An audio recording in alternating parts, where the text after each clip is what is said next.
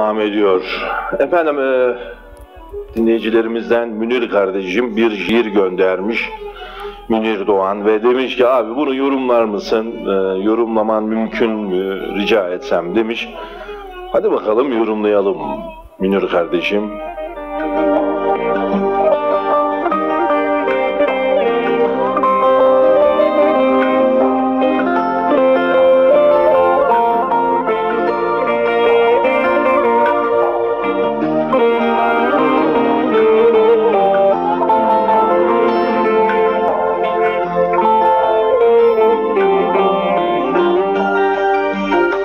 Bazen dalıp gidersin uzaklara.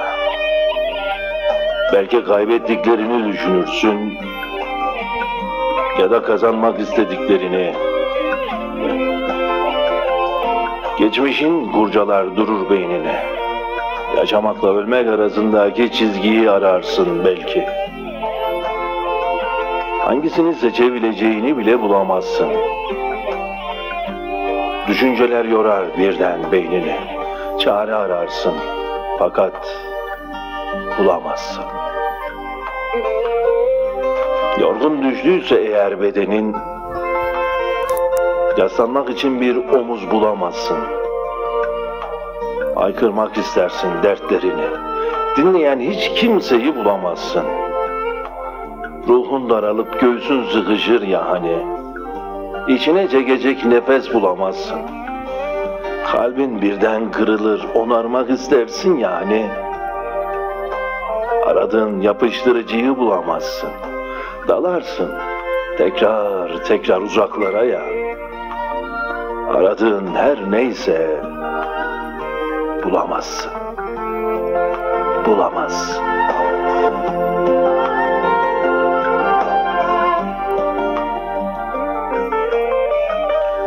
Birden toz olup uçar ya hayallerin, toplayacak hiçbir şey bulamazsın.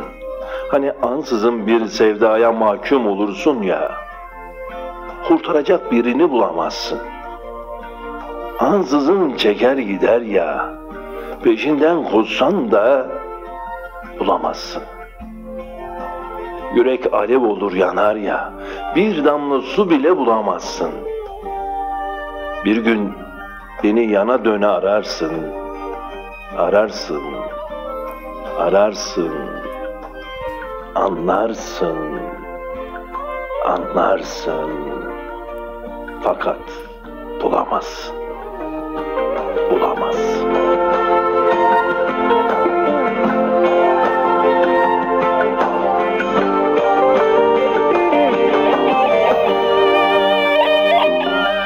Evet. Münir Doğan kardeşimizin yazmış olduğu bir şiir bize göndermiş. Bizler de yorumlamaya çalıştık bu güzel kardeşimizin şiirini.